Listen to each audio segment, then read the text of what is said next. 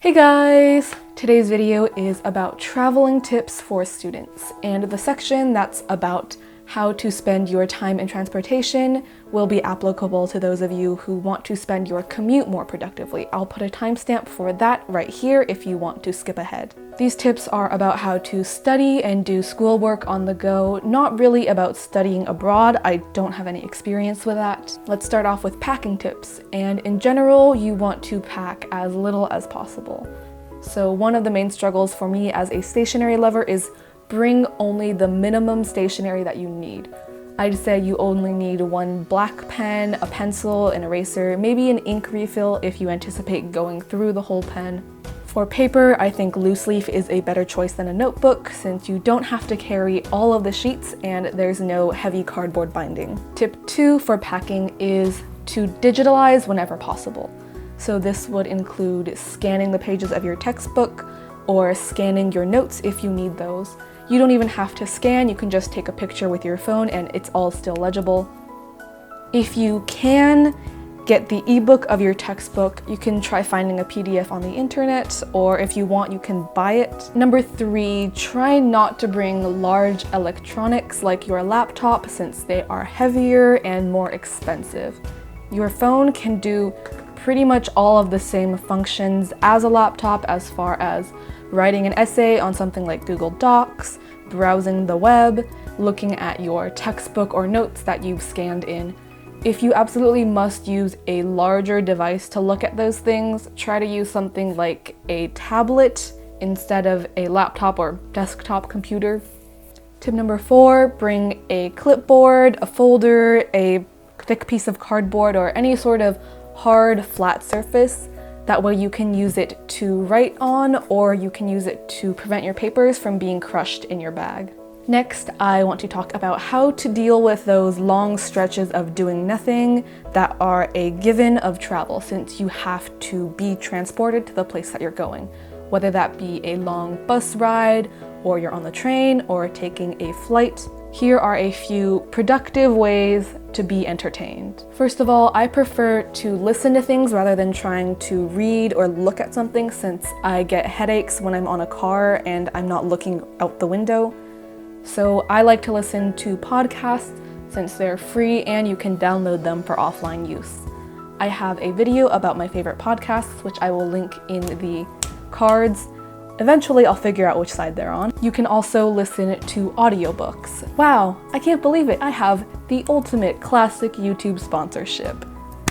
Check out audible.com/studyquill or text studyquill to 500 for a free audiobook of your choice and a 30-day free trial. If you're a Prime member, you can get your first 3 months for $4.95 per month, which is basically 3 months for the price of one. When I went to LA for these past 2 weeks, I survived the horrible LA traffic by listening to the book Words on the Move by John McWhorter, who also hosts a podcast about linguistics that I'm a fan of.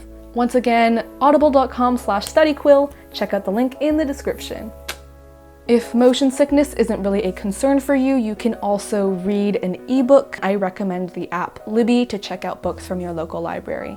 You could also use the Kindle app or an actual Kindle if you prefer that. Another option are learning apps that will allow you to download the course for offline use. So some options include Memrise, which is a language learning app that uses a flashcard style system.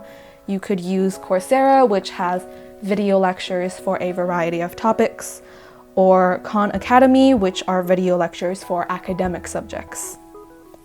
You can also use this time for planning, like making a to-do list, making a schedule. I'll talk more about this later on in the video. However, when you are distracted by your entertainment, it's also important to stay safe, so here are a few tips about that. First of all, only wear your earbuds or headphones over one ear, that way you can still hear and understand what's going on around you. Also, if you take off your bag, make sure you put one foot through the bag loop so that no one can just pick it up and take it while you're not paying attention. As students, when we are traveling or on vacation, oftentimes we still have to do schoolwork and study, so hopefully this will help you be able to actually accomplish everything.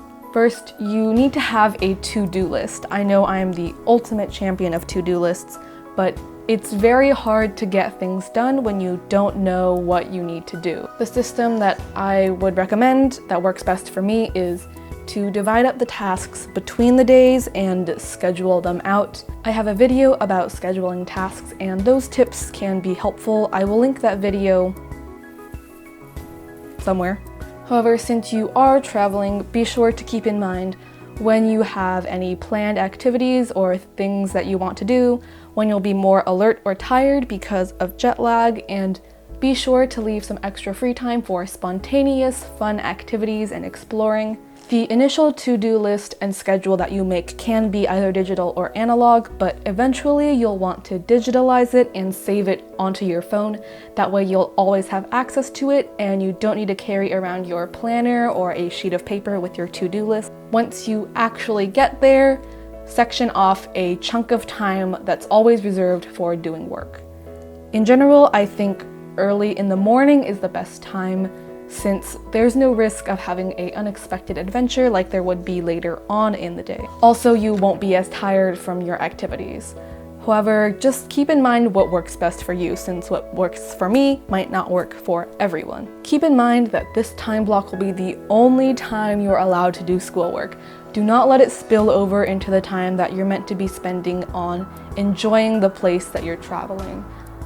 Don't worry too much about getting all of your work done. Sure, it's important, but travel is a once-in-a-lifetime experience and you can always study at home, so it's better to just enjoy your travels and vacations and have a good time.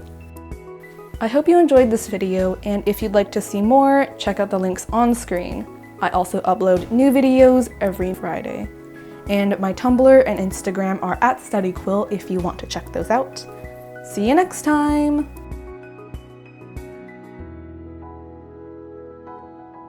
Hey guys, it's Waldo from Where's Waldo?